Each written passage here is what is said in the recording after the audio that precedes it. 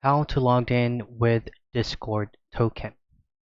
Now this method or process will only be working if you will be using the Discord web.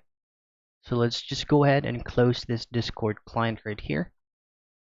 And then just simply open up any preferred web browser and head directly to discord.com's official site or the Discord web.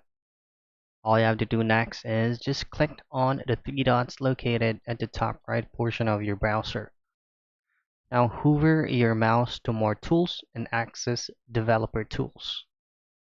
And what you want to do next is hit on application. If application is not visible, just simply click these two arrows pointing to your right and locate applications. Once you're here, head down to local storage and go to Discord. Now scroll all the way to the bottom part of Discord from local storage and double click on this blank space right here.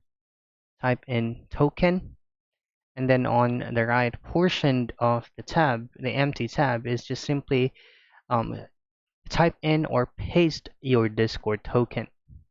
And that's basically it. That's how you logged in on Discord with Discord token.